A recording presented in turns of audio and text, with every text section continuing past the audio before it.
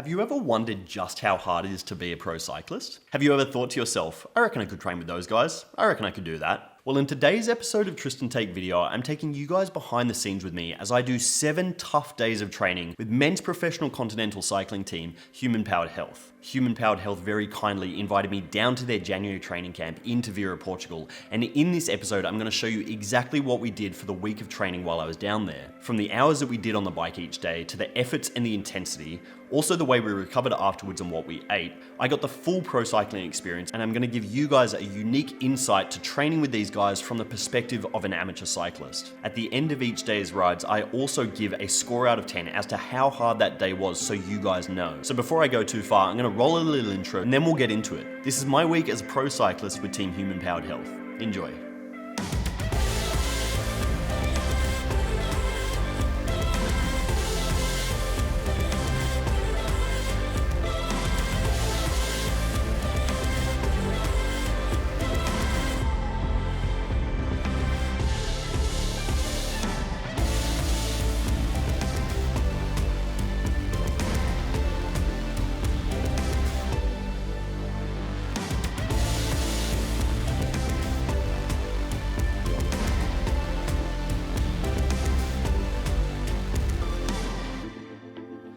Alrighty, so let's get into the January training camp. In case you're new here, I'm just going to give you a little backstory as to who I am before I go too far. My name is Tristan. I'm a 33-year-old cyclist from Australia, but I now live in Girona, Spain. I've been riding on the road for the last 12 to 13 years, and I've been racing more specifically for about the last 10 years. I do races around Catalonia and around Spain, so this training camp was the perfect opportunity to test my training skills against the pro cyclists when they're doing their training as well. I've made a number of videos with professional cyclists in the past, but this training camp was the closest thing I've had to being a pro cyclist outside of just my everyday life. If you have been following the channel for a little while now, you'll know that I've actually been involved with Human Powered Health the last couple of years on and off. They were called Rally Cycling in 2021. I did some photography work with them. Then last year in Portugal, I photographed their January training camp when they became Team Human Powered Health. I made a video about that, which you can see up here. But this year, the team asked if I actually wanted to experience what it would be like to ride and train with the guys and document the feeling along the way. So where the January training camp differs from, say, the December camp that I documented a couple of months ago is the fact that the January training camp is much more race specific. The guys are doing race intensity efforts. They're doing lead out practice. They're testing the race equipment that they're going to use, including the bikes,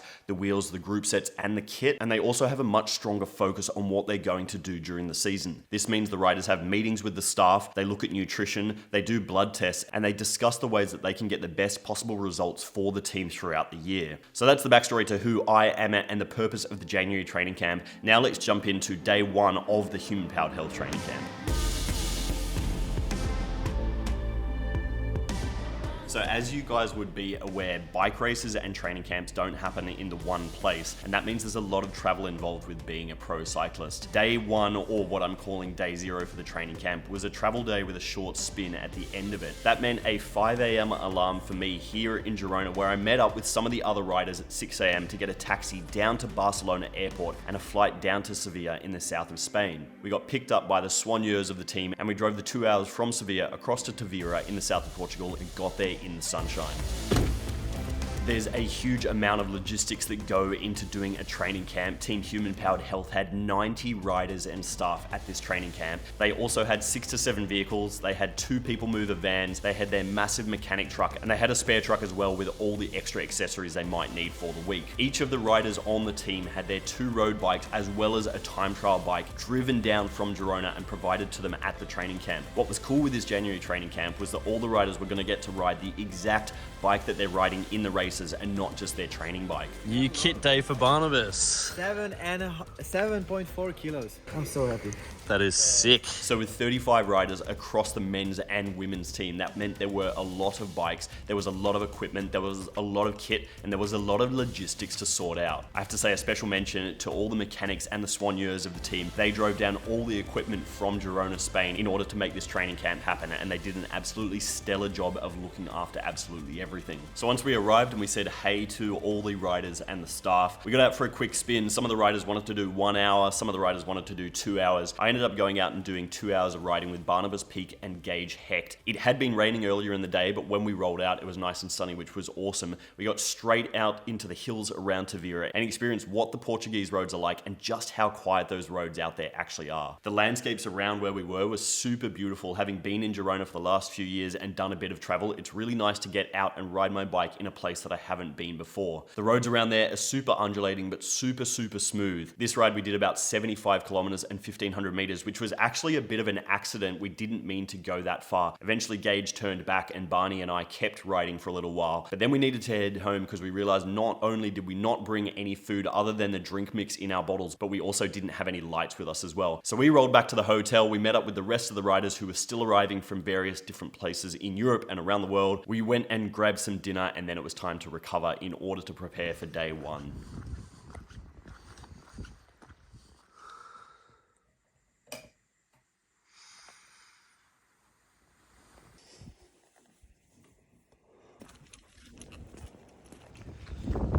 Alrighty, bon dia. Welcome to day one of the Human Powered Health Training Camp. Yesterday was day 0, so a nice little cruisy roll and then dinner last night. I was actually exhausted after that 5 a.m. alarm, but had a good sleep and now off to grab some breakfast. Before every day's ride of this training camp, all the riders received an email with the day of training that they had coming up. This explains what group they're in, what the purpose of the training is, how far the training is going to be, and what intensity it's going to be at. With 24 riders on the men's team, we obviously couldn't all ride together. So each day the entire team was broken up into multiple smaller groups, and we went out and did very individualized specific training based on whether we are climbers, sprinters, time trialists, or something else altogether. In the morning after breakfast, all the riders went and gathered together in a big group. The head director sportifs talked about what was on for that day, showed the riders the course, the profile, things like that. So all the riders were very clear on what their job was for that day. So we got into our groups, we rolled out, and immediately it started raining.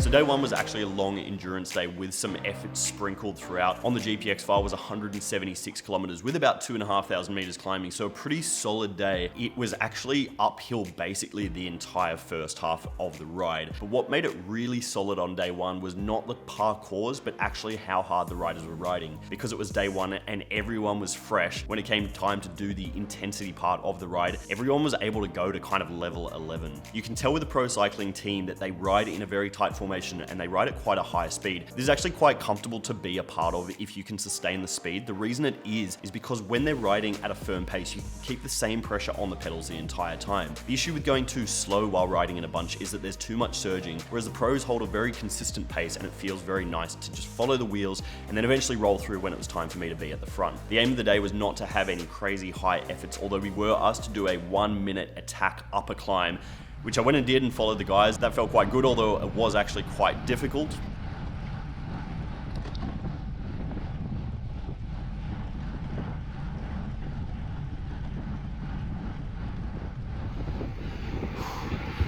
Whew.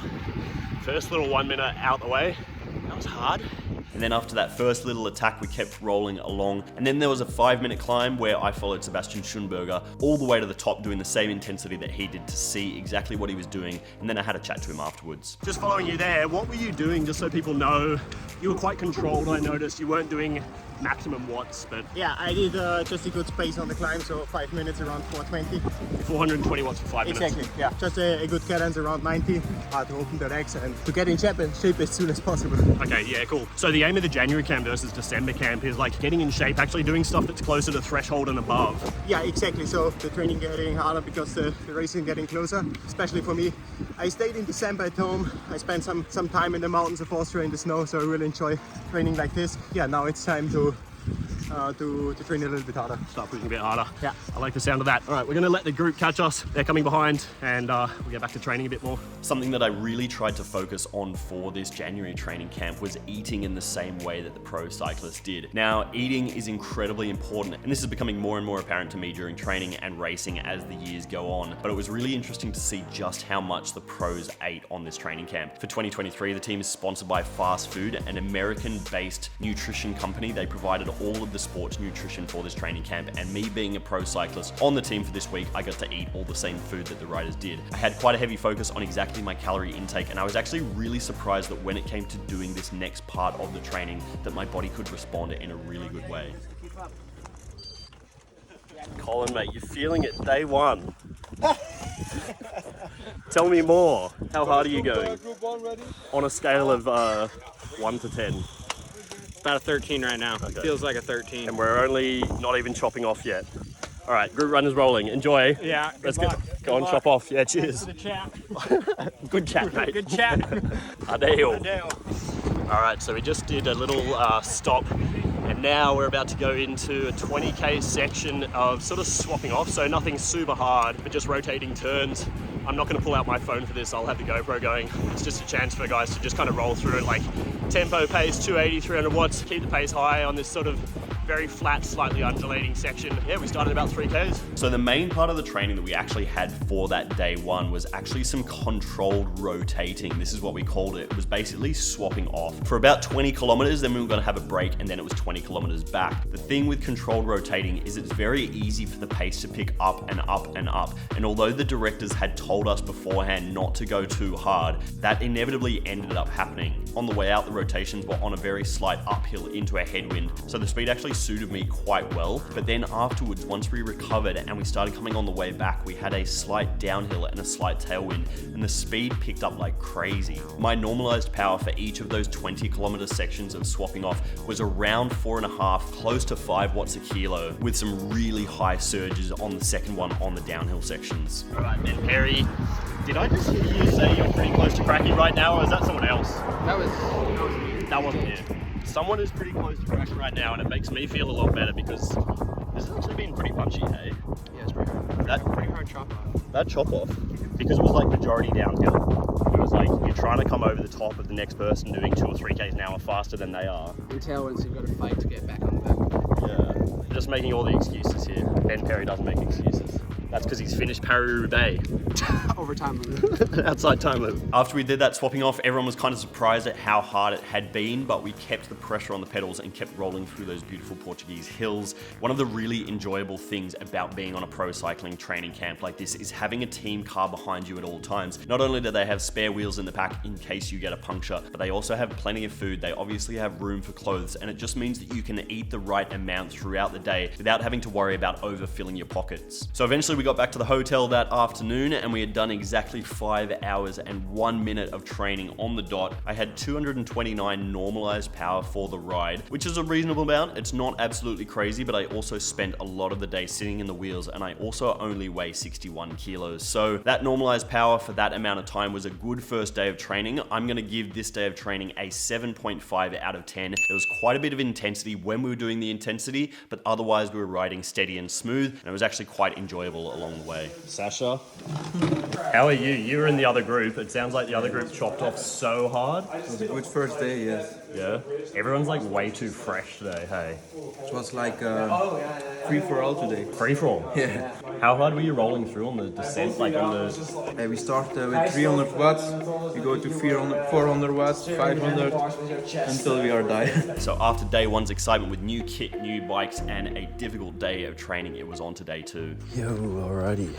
Bon dia. Welcome to day 2. This morning I am off to have my blood taken. On the morning of day 2, all the riders were actually having their blood taken before breakfast. So for me, being a rider on the team for this week, I had my blood taken as well. Alrighty, cool. So I I am here with Kelby Bethards, who is the team doctor, head doctor at Human Powered Health. Kelby was with us this morning doing the blood tests. I just wanted to ask you quickly, what was the purpose of the blood test this morning for the riders and also for the UCI? So well, you hit the nail on the head there. They're obligatory for the UCI. There's certain lab tests we have to do every quarter, testosterone, cortisol, different things like that. And they do serve a purpose for monitoring fatigue and well-being of a rider. We added in a few other labs that Thorne, our main sponsor, want us to have that we can hopefully hone performance even better. Vitamin D, for example, is not required by the UCI, but it's very useful this time of year because everybody's deficient. For me, I like to watch their CBC, their hematocrit hemoglobin, watch their thyroid indices, their testosterone and cortisol. Those things will drift as riders get fatigued in different ways. And not every rider does it the same as another guy, so you kind of learn patterns of each rider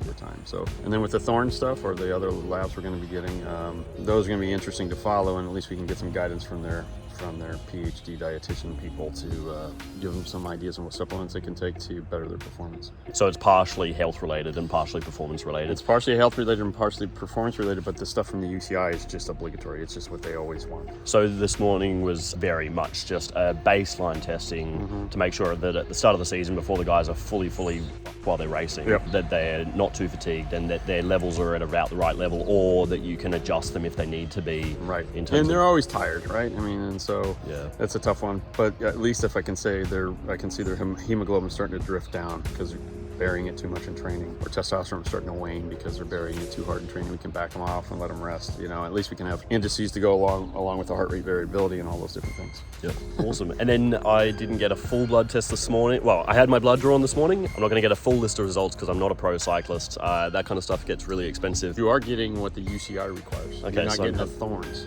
Okay. So you can go race in the UCI. Oh, maybe I'm getting one step closer to being a professional One cyclist. step closer.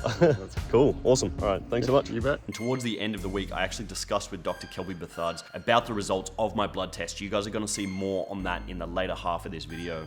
Alrighty, so that is blood test out the way, and then I went and had some breakfast just then. I'm about to go and get ready for today's ride. Today's ride is threshold efforts. So I have 5 climbs to do today with the guys, all of them at threshold power. So I'm going to see if I can get my threshold going and do some climbing. So again, not only had we received our email the night before explaining the efforts that we were going to be doing today and the groups that we were in, but we also then met before the ride and had another meeting with the directors who were going to be in the car behind us as we did our training. Now, while day 1, all the riders did the exact same training, for day 2, the riders were splitting up into different groups based on the kind of rider that they are and doing specific efforts based on that kind of rider. So for me, that was climbing threshold efforts. The other group was doing 40-20 over-unders, and some other guys were going off to do time trial efforts on the TT bikes. On the plan today was about 150 Ks and about 2,500 meters again, so a slightly shorter day, but with some higher intensity of those threshold efforts. Today I'm riding next to Scott McGill from Maryland. How much threshold riding have you been doing at this part of the season? Like, it's early January. Not too much. I don't think I've done anything close to threshold just yet. So Okay. we'll see how it goes. Do you find over the course of the season your threshold changes? You bump it up in training peaks, or do you set it at the start of the season and then try and aim for that, and then you find that gets easier over time? A little of both. You know, if I feel good doing a threshold workout, sometimes I'll just bump it up during the workout, you know? So you're like, okay, 340 watts felt fine, I can go to 345 or 50. Yeah, exactly, yeah. And then, quick question, this is the one that everyone wants to know on YouTube. How much do you weigh and what is your threshold? I think I'm around 67 kilos. My threshold might be around, I don't know, 350 maybe, but I don't know. Haven't tested Because you haven't done in a any while. testing. So we got 5 efforts around 350 watts for Scott. I'm going to aim for maybe about 310, 320. All right, let's get cracking on these threshold efforts. Once we eventually reached that climb, we rolled straight into the efforts. The first effort, everyone basically broke up into individuals and they headed up the climb. No one had actually done this climb before, including the directors, and so although they chose it as a good climb to do a 20-minute threshold effort on, one of the issues was it had a slight downhill in it with some turns, and because it had been raining, it was actually a bit slippery, so everyone had to ease off the pedals. This meant that the effort was not actually a true threshold effort, but by the time we got to the top, I had done it just over 300 watts and I was feeling pretty good. That was a good little first one there, just over 20 minutes, average just on 300 and something watts there. For the first one is not too bad. By the time we've done that a few more times today, it might get a bit tough. So Scott McGill, how did you go? First threshold effort out the way. Were you pleasantly surprised or utterly disappointed? I don't know. The few downhills, messed up the average power a little bit. But Yeah, it wasn't like a true threshold ever, was it? the wet roads, just trying not to crash. So Yeah. Off to the second climb to go and do some proper uphill threshold efforts this time. So after we did that first effort, we were actually going to roll back down and do the same climb again, but the directors made the call not to. They didn't like the climb. It wasn't quite appropriate for that specific interval that we were doing. So we decided to put on a bunch more layers as it was raining and getting kind of cold, and we rolled off to a second climb in order to do the rest of the intervals. As I keep saying, the roads around there are super, super beautiful. It was really nice to roll on those roads, even with the rain and even with the cold. But having the team car behind us with all our clothes meant that you could put on exactly the amount of layers that you needed. And the rolling around was actually really enjoyable. I chilled behind the guys as we rolled off to our second climb, and luckily when we got there, the sun was actually out and the roads were dry. All right, so we just come through the average weather there, down a big descent, and then now we're about to start the second session of threshold efforts. This climb is a bit more consistent than the last one with that downhill, so it should be a bit nicer to do the threshold effort. It's about 5.5 Ks of climbing. I did about 302 watts for the last effort, so this one I'm gonna aim for about 305, maybe 310. As you can see here, having director Pat McCarty there with an iPad to explain the climb to the riders was very helpful. It's really useful, having not actually ridden in that area before, to have someone stand there with an iPad and explain exactly what you have coming up in terms of the gradient, the length, and things like that. We rolled out for our second set of intervals. Now this was going to be 3 climbing efforts with a small spike at the end of each effort. The climb was actually a bit shorter than the last one, so I ended up doing 14 minutes to the top on the first one. Well, that one was a bit spicier because of the consistent nature of that climb. No downhill, so I didn't have to get off the pedals at all except for one small corner. Did 325 watts. 325 watts for me is about 5.1 to 5.2 watts a kilo. Not unhappy with that, but got another few to go. Once I got to the top of that first one, I flipped a U-turn and it was time to roll back down and then roll straight into my second one again. I was having about 10 to 11 minutes off in between each of these intervals. Alrighty, lap 2 coming up.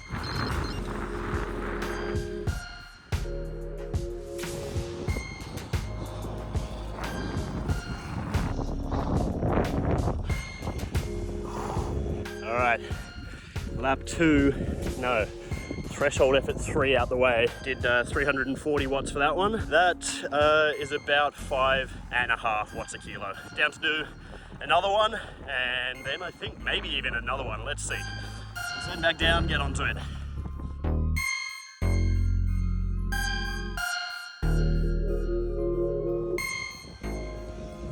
Alright, so last one of these, just got told on the descent, this is the last one. So gonna go and give it a good old thrash for my last threshold effort of the day, which means I'm gonna go above threshold.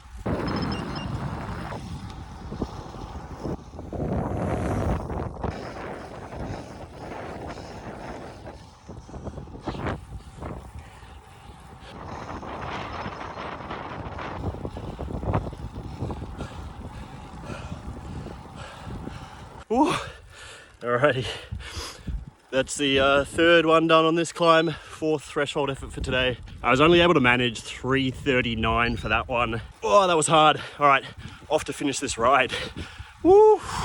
Eventually we had done all our efforts and we met back up the car. Everyone put on their layers again and we had a quick chat. How was that for you, Christian?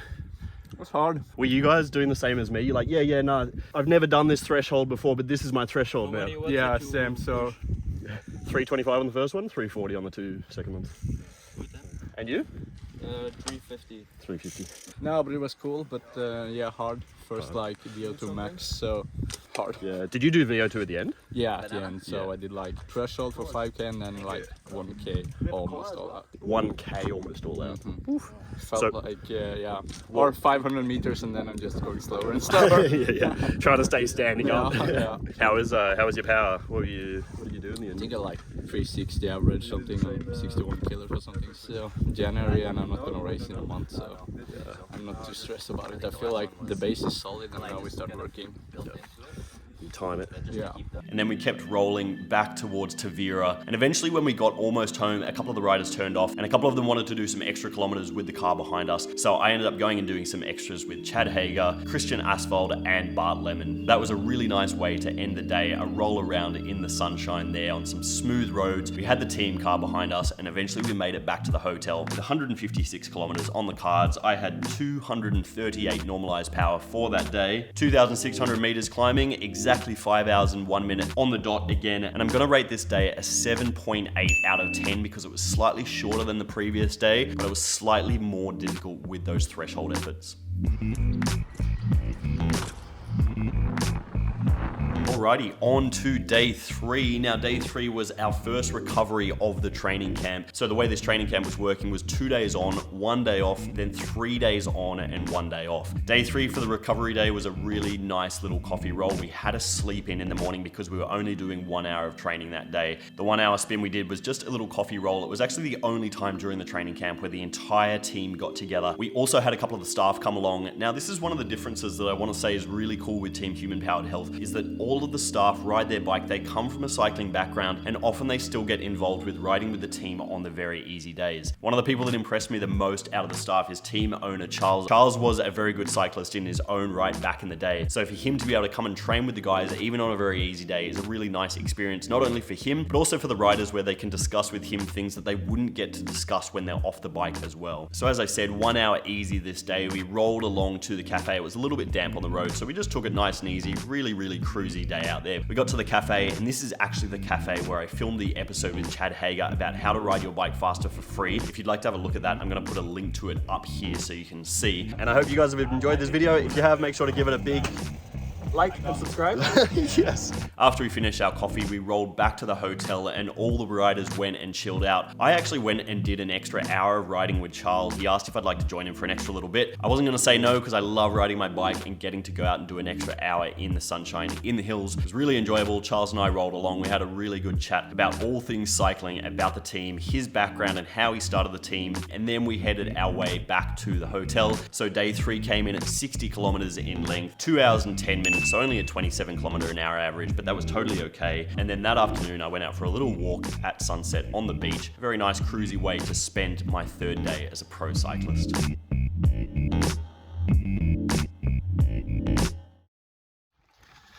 Alrighty, bon dia. Welcome to day 4 of the Human Powered Health training camp here in Tavira, Portugal. This morning we got threshold efforts again. Similar route to day 2. We had a rest day yesterday. About to go and meet the guys and get out for day 4. Let's go and do it. Okay, so after day 3's recovery day, I actually was starting to feel it in my legs. One of the things with the training camp is you're obviously not meant to do any one day particularly hard, but the accumulated fatigue over a few days of riding begins to add up. So by day 4, even though we had the recovery day before, I could definitely feel my legs. So after breakfast, we went and got kitted up and we got out for that day's ride.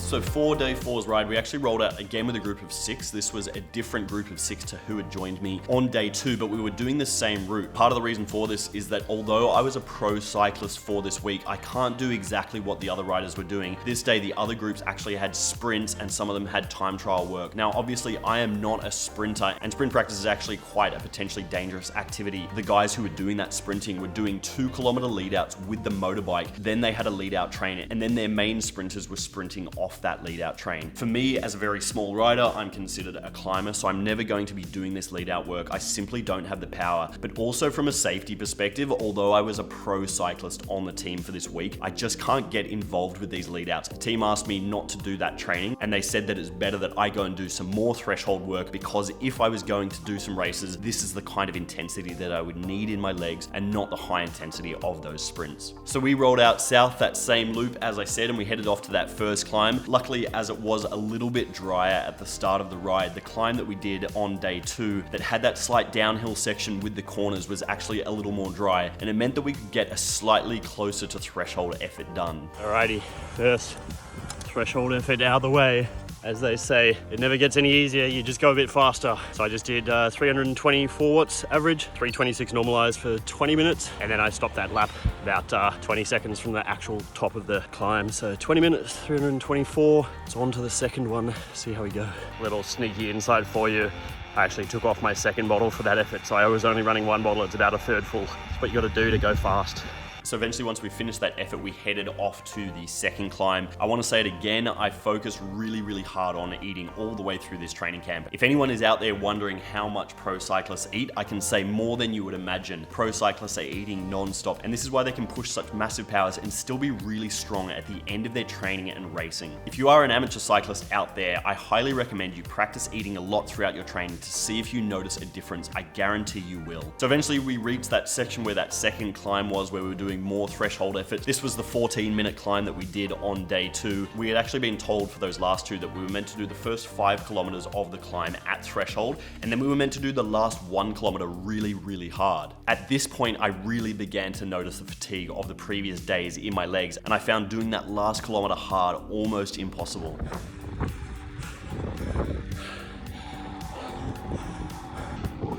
All right, so I was meant to do a bit of a VO2 effort towards the last kilometer.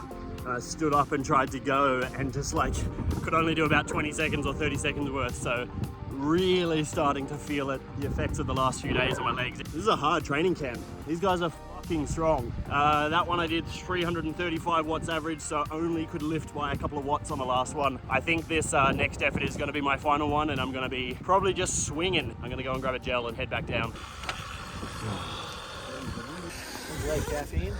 Oh, you got a caffeine gel, although by the time it kicks in, I will have been done with this next one, but give me the caffeine one anyway. I stood up trying to do the last K. I did about 20 seconds worth, and I just When your legs are sore, most people want to go to a lighter gear, you go to a bigger gear. It's a mental. It's an all mental thing. just put it in the big ring and just stand up. Just stand up and go. That's good advice. Let me go do this last one, see if I can remember that when I'm suffering.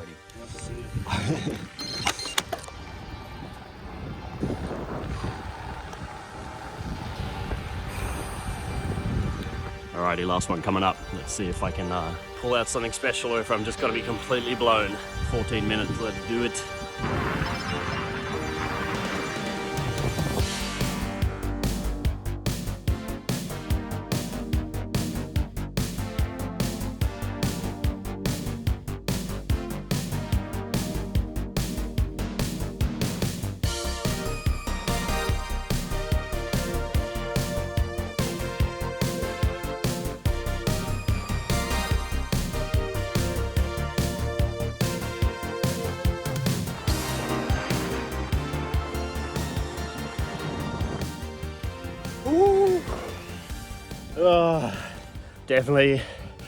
Definitely never gets easier.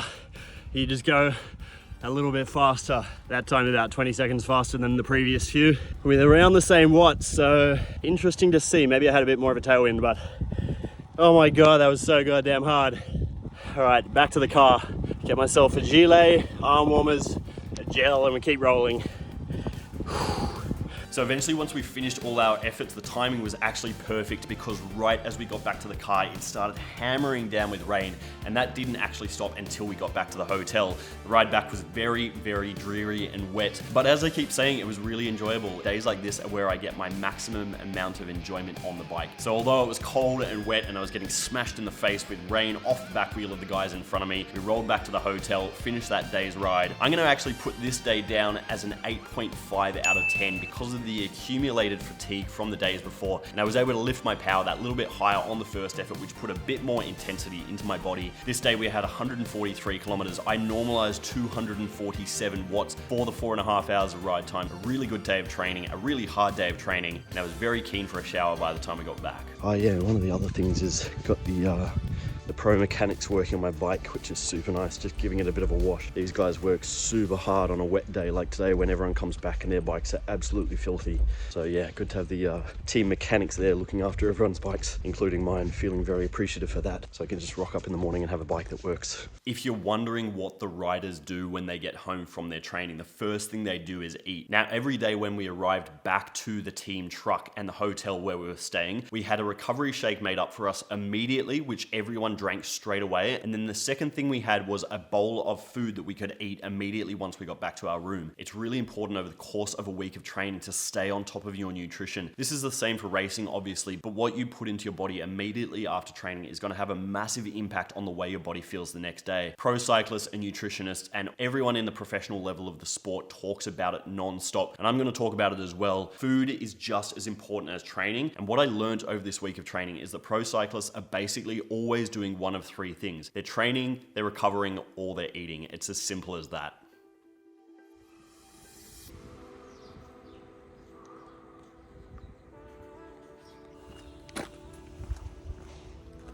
Morning 5. We've actually got some blue sky today, which is very nice for a change. Okay, so on to day 5. Now, after the day before's intensity with those threshold efforts, day 5 was a big endurance day. This day we had 206 kilometers on the cards with some controlled rotating, but mainly this was a fat burning day. In the morning, after the riders have gone and had breakfast, the next thing they do is go and get ready in their rooms. Then they walk down in their regular shoes to where the bikes are kept in the storage room, and everyone puts their cycling shoes on in the same space. That room is also where all of the food is stored, and riders can stock up on all the food they might need that day, and then grab their bottles, put them on the bike, and have the big pre-ride meeting. Once we had the pre-ride meeting, everyone rolled out for this day. Everyone took it slightly easier.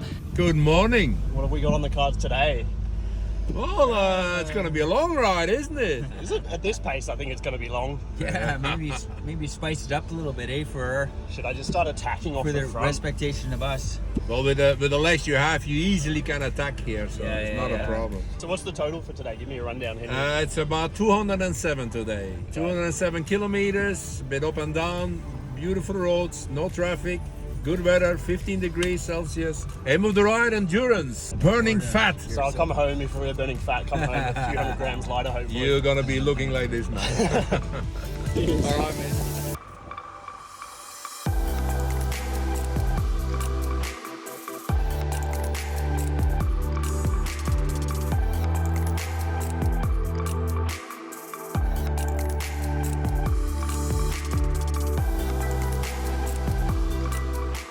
So one of the things with this ride was that although it was a big endurance day, there was actually a small section of controlled rotating in the middle that we did on the same part of the road that we did last time, just not to the same intensity. Day 1 was really, really intense when we did that swapping off, but on this day we took it easy, we enjoyed. My normalized power for the swapping off was around 250 watts, so a firm pace but not a crazy high pace, and everyone kept it within themselves, got that rotating done, then we kept riding in the sunshine on the way back to the hotel. So we eventually arrived back to the hotel. I had 209 kilometers. I normalized 207 watts, 6 hours, 15 minutes, 33.5 kilometer average. So still a good average speed with the 3,000 meters of climbing that we had, and a good way to semi-recover after the previous few days' intensity. I'm gonna rate this day a 6.5 out of 10 because although it was slightly longer, at over 200 kilometers, it was really enjoyable, a really nice roll, and there was no real intensity in there to build up a lot of fatigue.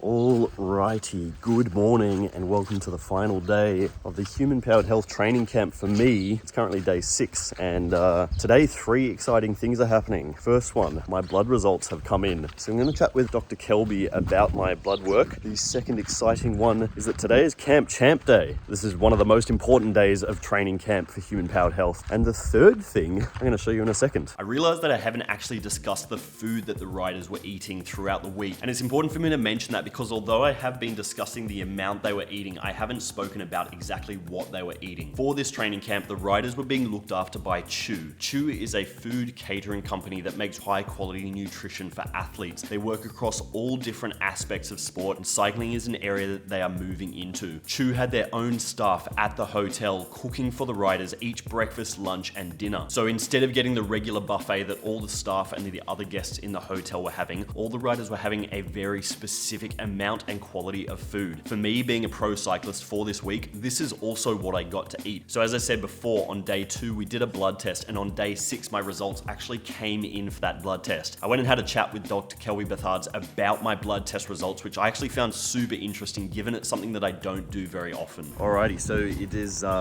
day 5. This is the last day. No, day 6. We're up to day 6. Is it your last day? It's my last day. Oh, that's kind of cool. That's what I've been. How's it been? Yeah, it's been Really good. I've enjoyed You feel good? enjoyed it a lot. I feel really good. Might want to talk to Indicated Pat in and my- those guys about a new job. Yeah, I was thinking about it. They'd probably say flat no, but Yeah. worth trying. The dream is still alive. If they don't laugh, you're doing good. This morning, my blood results have come in from the blood test we did 3 days ago. You've had a look through them like you do with all the riders. What do you think looking at my values? Like we were chatting about, they look fine. It's more important to get a longitudinal time stamp on them to tell your fitness status or how fatigued you are, kind of thing. Like we were talking about earlier, your testosterone is a little out of range, a little bit high. Yeah, I've got high testosterone for some reason. Interesting. So but that is something that, you know, we were chatting about. We'd have to report that to the UCI. So we'd tell them that we have a rider that's a lab value that's out of range. It doesn't mean you're in trouble. It doesn't mean there's something foul afoot. It just means that I would have to retest it and make sure it's normalized. Throughout the season, people vary with different their cortisol, their hemoglobin, their hematocrit, and all those things, and we just have to explain it. Yes. So basically, we test it within 10 to 14, I think it's 10 days for the UCI, and report that it's normalized. So my testosterone score was something in the 900s or 950, and the sort of range is up to about 650 or so. So I was a good, like, sort of 30%, 50% over. Yeah. Is that an abnormally high number? It could be. I mean, the trick is also that is what we don't measure. We measure just the total testosterone, but we don't break it down into the other subparts of testosterone. And that's where, if they're going for like anti-doping, they'd start looking at those things. It is high, but I mean, there's also a lot of sport going on right now. Yeah. Being fired up. I don't know. I mean, it would be something I would have to do a deeper dive into. Yeah. But it would be, like I said, if it stays high, then I'd say let's get you going through a workup for it. And the rest of the scores all seemed pretty normal. They all seem normal and good. But like I said, I don't know where you started. Yeah. If you're drifted. After 5 days, I wouldn't expect your hemoglobin or hematocrit to drift that quickly. Yeah. The longer stage races, longer training blocks, the hemoglobin will start to drop naturally just because you're fatigued. Okay. Yeah, good for you. Cool. Thanks, man. All right, so we have to do a little check-in. In the last video in December, Paul had lots of things to say about how he became a pro cyclist. Paul then became a pro cyclist, and tell me what's happened. There's a reason you're not riding this camp. Yeah, I haven't lost my arm, but I've broken my thumb, which is under my jacket. What happened? Really, I crashed in training, which I can't remember, apart from being hit by a car, I can't remember the last time that happened. And then I broke my first bone just before actually starting my my pro contract, so that was really frustrating, but I'm pinned up now and on the mend, so hopefully be back by the end of Jan and then racing mid-Feb. And you've been on the trainer the last few days. Like, Yeah. the guys are riding, but you're on the trainer. Yeah, I decided to come to camp just to be in the right environment, to kind of keep me focused and try and do as much training as I can on the trainer. It's not ideal, but it could be worse. Yeah. So we'll keep an eye on Paul, send him well wishes for that thumb. But yeah, you'll be back on the bike, back racing pretty soon. I will, yeah. All right, cool. Cheers. Cheers, man, thanks. So after we went and had breakfast and all the riders went and got ready, the next thing we did was rolled out together for Camp Champ Day. Camp Champ Day is actually one of the most important days of training. It is called Camp Champ because it's a race between all the riders to see who's the strongest or the best or the most cunning rider on the team during the January training camp. Before the Camp Champ race, we went and did a nice little 60-kilometer ride in the hills. Now, one of the things that kept surprising me about the south of Portugal there is that there aren't any specific massive climbs, but there were a lot of undulating roads. This day in particular was actually pretty taxing on our legs before the Camp Champ race. We did 60 Ks with quite a lot of climbing in that 60 Ks. It seemed to be either up or down. Luckily, because it was blue sky, it was very dry, a really nice way to roll around, and then we went off to the course where the guys were going to do their Camp Champ race. Alrighty, so out here riding, just done a couple of hours of real punchy, short little steep bergs to get out to where we are. And right now we got Camp Champs about to kick off. So today they've got 5 laps, I believe, of a 6-kilometer circuit. I'm gonna go and chat to some of the guys about Camp Champ and how they're feeling. Before I say that though, I wanted to say my third thing that I mentioned earlier this morning. I've been promoted. I've got a team jersey on, so I'm getting one step closer to that big pro cycling contract, although not quite there yet. This is just a supporter jersey. But, yeah, let me go and chat to some of the guys. Embret, I still haven't learned how to pronounce your surname. Svalstad Bastang. I almost on Svesta Bosching. Oh yeah, okay. Pretty close. I'm pretty proud of myself for that one. Just tell me, first race for Human Powered Health. You're obviously feeling pretty good. You've been looking pretty strong the last few days. We've done about 20 hours in this camp so far. How are your legs? They're okay. I'm starting to maybe feel it a bit. We'll see today. Today will show. Maybe. And you've just done the recon. Is there anything surprising in there, or it's just undulating the whole way? I thought when I looked at their profile it was going to be like one bigger climb, but it seems like it's a lot of small punchy climbs on 700-800 meters. So. And then a long uphill drag, like it's like a 500-meter uphill drag? Yeah. Yeah, but it's got a tailwind on that drag, I think. Yeah. So you better get over there and go and do it. Thank you. Good luck, man. We got the Hendrick car down here. Do you think that someone from your car is gonna go all right? Of course. You have faith in them? We're gonna win. Embret. Of course. I don't think Luke, I'll ever be ready. who's your pick? Just whisper it in my ear. Okay, yeah. I think he's pretty good for it as well. I think I put him in my fantasy team too. We will see. We'll see. Okay, prizes for this year's Camp Champ. You get the single room at the race for the first 2 months of the year. You got some small things, some flowers, some champagne, and the big prize for this year is an Xbox. And bragging rights. Listen carefully, because the format this year is really complicated. When I say go, you go 5 laps. The first person to hit this sign after 5 laps wins. No teams, no handicaps, no breakaway. 5, 4, 3, 2, 1.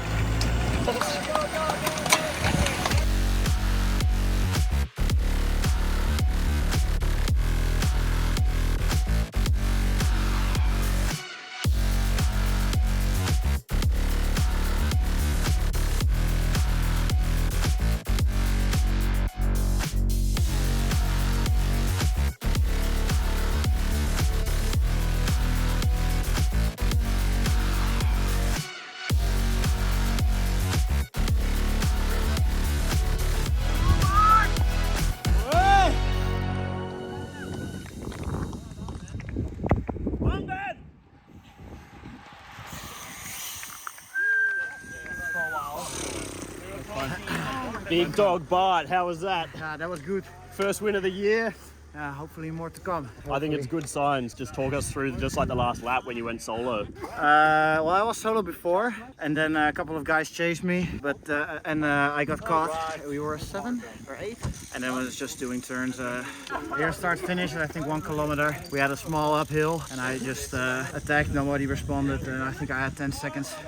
In 1 minute, and then I could extend it on the climbs, I think, and they caught me a little on the descents, but I was too far away already. Yeah, nice. Nice work, man. Well done. Once the excitement of Camp Champ was over, everyone cruised back to the hotel. Just a nice little downhill roll to finish off this ride. I didn't have a huge amount of intensity because I'd only just done the ride out with them and then the ride back. So I'm going to rate this day a 3.5 out of 10. I had 3 hours and 10 minutes, 90 kilometers on the clock. No racing for me, but that was totally okay. A very enjoyable experience to watch the team operate with that intensity before the season starts and before the rest of the training camp went on. So that brings us up to the end of the week of training for me with Team Human Powered Health. A really, really enjoyable week. It was so much fun training to that level and that intensity and seeing how my body felt at the end of it. Before I finish the video, I want to say a massive thank you once again to everyone, all the staff, all the riders at Human Powered Health for granting me this insight. This is something that I don't think a lot of people within YouTube have the access to do. There's lots of documentation of training camps from the outside, but I feel like this is a truly unique perspective, and it was only possible due to the guys on the media team at Human Powered Health and all the staff for being okay with my involvement. On top of this, I want to wish all the riders on the team and all the staff all the best for the 2023 season. By the time this video comes out, the team will have started racing. Now, for you guys sitting at home, if you did enjoy this pro cycling content and you'd like to see more of it, please make sure to subscribe to the channel. And if you'd like to see more videos like this into the future, please leave a comment down below. It's something that I'm still trying to learn with the audience, what they'd like to see. And I want you guys to give me an indication of what you found most interesting and what you'd like to see going forward. I'll see you guys all in another episode very, very soon.